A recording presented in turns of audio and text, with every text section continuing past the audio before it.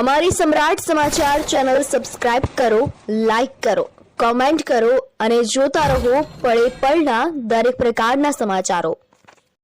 નમસ્કાર દર્શક મિત્રો, હું છું ધરમસિંહ મકવાણા। સમ્રાટ સમાચારમાં દરેક દર્શક મિત્રોનું સ્વાગત છે। મિત્રો, આજકાલ તળાજા શહેર તેમજ તાલુકાના જુદા જુદા ગ્રામ્ય વિસ્તારમાં પણ લાખો અને કરોડો રૂપિયાના વિકાસના કામો થઈ રહ્યા છે। ખૂબ સારી વાત છે, વિકાસના કામો થઈ રહ્યા છે અને થવા પણ જોઈએ। પરંતુ આ વિકાસના કામોમાં પબ્લિકના પૈસાનો બેફામ રીતે વેડફાટ થતો હોય અને મોટા પ્રમાણમાં ભ્રષ્ટાચાર થતો હોવાની અનેક ફરિયાદો ઉઠવા પામી છે। જાગૃત નાગરિકો દ્વારા કેટલાય ગંભીર પ્રકારના આક્ષેપો કરવામાં આવી રહ્યા છે। વિવિધ જવાબદારો સામે ગંભીર આરોપ લગાવવામાં આવી રહ્યા છે। જો કે વ્યક્તિઓના ખોટા આરોપ હોય તો તેમના વિરુદ્ધ દાવો જવાબદારો દ્વારા કેમ નથી કરવામાં આવતો અથવા તો આક્ષેપ સાચા છે તો અધિકારીઓ કે જવાબદાર નેતાઓ દ્વારા જે જવાબદાર વ્યક્તિઓ છે, કોન્ટ્રાક્ટરો છે, ખાનગી એજન્સી વિરુદ્ધ કાર્યવાહી શા માટે નથી કરવામાં આવતી? આવા બંને તરફથી પ્રશ્નો થઈ રહ્યા છે। પરંતુ હાલનો મુદ્દો જે છે, તળાજા તાલુકાના સરતાનપર બંદર ગામ ખાતે જે કરોડો રૂપિયાના ખર્ચે વિકાસના કામો થઈ રહ્યા છે અને બંધારાનું નિર્માણ થવા જઈ રહ્યું છે, જેમાં કરોડો રૂપિયાનો ખર્ચો છે અને કેટલાય ગામોના લોકોને ખૂબ જ ફાયદાકારક છે। પરંતુ આ વિકાસના કામમાં મોટા પ્રમાણમાં ભ્રષ્ટાચાર થતો હોવાના આરોપ લગાવવામાં આવી રહ્યા છે। છેલ્લા 3 દિવસથી વિવિધ પ્રકારના વિડીયો સોશિયલ મીડિયા પર વાયરલ થઈ રહ્યા છે। ત્યારે આજે પણ એક સરતાનપર બંદર ગામના સરપંચ હરેશભાઈ વેગમનો વિડીયો વાયરલ થયો છે અને વિડીયોમાં સ્પષ્ટ જણાવવામાં આવ્યું છે કે જે જગ્યાએ રેતી મોટા પ્રમાણમાં હતી, આ રેતી વાપરવા લાયક ન હતી, નબળી ગુણવત્તાનું મટીરીયલ છે। જે પ્રકારનો જે રેતીનો કહેવાય છે કે ઢગલો હતો, એ ઢગલો રાતોરાત ગાયબ કરી દેવામાં આવ્યો છે। જો કે ખરેખર રેતી વાપરવા લાયક જ હતી અને કાયદેસર હતી, તો શા માટે રાતોરાત એમનો બારોબાર વહીવટ થઈ ગયો? આવા પણ લોકોમાંથી પ્રશ્નો થઈ રહ્યા છે।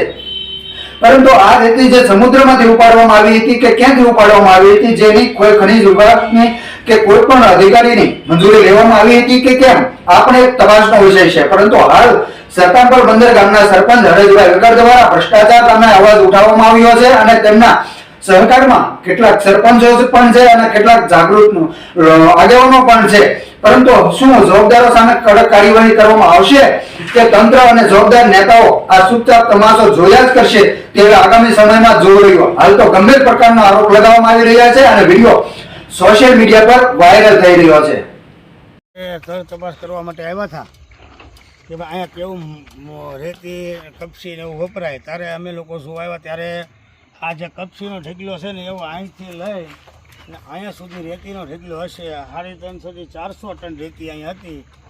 અત્યારે આ એ લોકોએ રેતી ક્યાં નાખી દીધી અમને લોકોને કાંઈ ખબર નથી, પણ જે અમે એવું કીધું કે આ રેતી અહીંયા શેક ડેમમાં તમારે લોકોને વાપરવાની છે, એટલે 4-5 જણાના અલગ અલગ જવાબ અમને એવા મળ્યા હતા। એક અમને એમ કીધું કે રસ્તામાં નાખવાની છે, એક એમ કીધું કે અમારે સાળી નાખવાની છે, અને એક એવું કીધું હતું કે અમે અમારું કામ કરવા માટે લાવ્યા હતા। તો આપણે એને એવું કીધું હતું કે ભાઈ તમે કોઈ ખાંડ ખરીદી પરવાનગી કે મંજૂરી કોઈને કાંઈ લીધી? તો એ લોકો એવું કીધું અમારી પાસે બધું છે અને આમાંથી જે રેતી નીકળે એ જ રેતી અમારે વાપરવાની છે। એના કાલના વિડીયો પણ છે, એ લોકો બોલેલા હોય એના। આજે અમે પાછા તળ તપાસ કરવા માટે આવ્યા તો ઓલી કપસી જેટલો અહીંયા રેતીનો ઢીગલો હતો, લાંબો ઊંચો એટલો, અત્યારે જો આ ગારાવાળી રેતી થઈ પડી છે, આ કાંઈ ચોખ્ખી રેતી નથી। હવે આ રસ્તા છે, આ લોકોએ રાતે ફેરવી નાખી કે દિવસે ફેરવી નાખી, અમને લોકોને કાંઈ ખબર નથી, પણ જે અમે વિરોધ કર્યો કે આ રેતી વાપરવા દેવામાં નહીં આવે, એકલી ધૂળ હતી, એ લોકોનું કહેવાનું છે અહીંથી લઈને પાછા અમે નદીમાં નાખ્યા આવે। હવે શું કારણે નદી એમાં એ નાખ્યા એ આપણે કોઈ કાંઈ ખબર નથી। અને કાલે અમને એવું જણાવ્યું હતું એને કે અમારી પાસે બધી પરવાનગી છે, બધા કાગળિયા છે, કાગળિયા બધું પરવાનગી વાપરવાનું હોય તો એ ખરેખર એટલી માટી જ હતી। એ માટી તો ન જ વપરાય ને, કરોડો રૂપિયાનું શેક ડેમ બનતો હોય તો માટી તો ન જ વપરાય।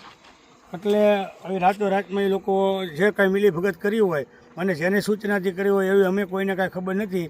એ લોકો અહીંથી રેતી લઈને એ લોકોનું કહેવાનું એવું છે અમે નદીમાં નાખ્યા આવ્યા, હવે ક્યાં નાખી અમને કાંઈ ખબર નથી। આવો મોટો ટકરો હતો અહીંયા, પેલી ગાડીથી લઈને અહીંયા સુધીનો ટકરો મોટો જબરો હતો, આમાંથી 25% રેતી આ નથી। હવે કોઈ ઉચ્ચ અધિકારીને જાણ કરી છે તમે? અમે કોઈને અધિકારીને જાણ કરેલ નથી, પણ અમે કાલે મામલતદાર સાહેબને અમારી જે અરજી કરવાની છે અરજી લખીને અમે મામલતદાર સાહેબને, પ્રાંત અધિકારી સાહેબને, આપણે MLA સાહેબને દરેકને કોપી એક દેવાના છીએ અમે, આ જે અમે અરજી કરી એની, અને મુખ્યમંત્રી સુધી જાય અમારી કોપી, એટલે રજિસ્ટર રેડી કરીને અમે મુખ્યમંત્રીને ગાંધીનગર પર પહોંચાડીશું એવી અમારી બધાની 5 ગામના સરપંચો ની બધાની ગણતરી છે ભાઈ ની આ કામ તો આવી માટી વાળી રેતી આ 35 વર્ષથી અમે જે વાટે હતા એ અત્યારે સારું કામ થઈ રહ્યું છે તારે આવું ખરાબ કામ કરીને આ 35 મહિના આ શેક ડેમ ન રહે તો એ આ સરકારના કરોડો રૂપિયા નાખી દે. હવે એ સરકાર જો આપણે ગામની સુરક્ષા માટે આપે આ શેક ડેમથી જો આ જ રેતીથી શેક ડેમ બને તો આ 35 મહિના ન રહે અને સરદારપણે ગામની અંદર 22,000 25,000 થી 22,000ની વસ્તી છે તો એ આ શેક ડેમ તૂટી ગયો તો પહેલાં તો આખું સરદારપર ધોવાઈ જાય તેમાં આ મોતનો શેક ડેમ બને છે કે ખેડૂતો જીવિત રહે માટે શેક ડેમ બનાવે છે. મારી વિનંતી એટલી છે કે આમાં પદાધિકારી કોઈ પણ હોય ઉચ્ચ અધિકારી આની નોંધ લે આવું ખરાબ ગુણવત્તાવાળું જે કામગીરી હાલતી હોય એ બંધ કરાવે અને જે સારું થતું હોય 100% કામગીરી સારી થતી હોય એ કરાવે એવી મારી રજૂઆતને વિનંતી છે સરકારશ્રીને. જય હિન્દ. અત્યારે અહીંયા લગભગ અહીંના લોકલ સ્થાનિક ખેડૂતોના 35 વર્ષના પ્રયાસ બાદ મુશ્કેલીથી એક બંધારણનું કામ અહીંયા આવ્યું છે. ત્યારે આ ખેડૂતોના હિતનો નહીં પરંતુ ખેડૂતોના મોતનો બંધારો બન્યો હોય એવું લાગે છે. આ ખેડૂતોના મોતનો બંધારો થશે. આ રેતી વપરાશે દરિયાની તદ્દન ખારી રેતી છે. એની અંદર આ મોટો ગારાના મોટા ગળિયા છે. આ ગારો છે. આની અંદર કઈ રેતી વાપરવાની હોય છે એ ખબર નથી પડતી. જો આ રેતી વપરાય તો આ બંધારો આના વર્ષમાં તૂટે, ભરાય અને તૂટે. જે તે સમયે તૂટે. સરતનપર, દગાના, દેવલી, ત્રસરા આ ગામડાઓને લઈને આ બંધારો થશે. અસંખ્ય લોકોના મોત થવાનું શક્યતા છે. આ ગારો છે, આ રેતી છે. આ રેતી કોઈ પણ વ્યક્તિ કોઈના ઘરની અંદર એ વાપરતું નથી. સરકાર આજે આ રેતી બંધારાની અંદર વાપરવા જઈ રહી છે. ભાઈ એ રેતી નથી, એ બધો આ ગારો જ છે બરોબર. આ ગારો છે ઉપર થોડીક અહીંથી કાઢી રેતી ધૂળ વાળી રેતી ભેગો ગારો નાખેલો છે ને ઉપર જેમ માનો કે કોને આ બધો ગારો જ છે એક ગારો.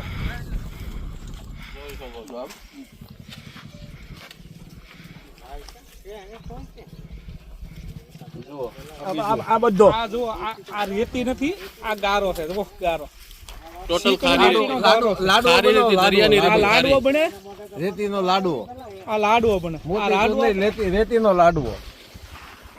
આવી રેતી વાપરવાથી બંધારો બંધારોનું 150 વર્ષ ચાલશે. મજબૂત ન થાય. બંધારો છે તૂટે ને એટલે ગામ આખાને તાણીને વયું જાય એવો બંધારો થશે. એટલે ગામ લોકોને હું એક વિનંતી કરું કે ગામ લોકો જાગે, આજુબાજુના વાડીવાળા વિસ્તાર જાગે, આજુબાજુના ગામના સરપંચો પણ જાગે તો કામ સારું થાય અને મજબૂતાઈથી ડેમ બને એ માટે અમારી એક ભલામણ છે.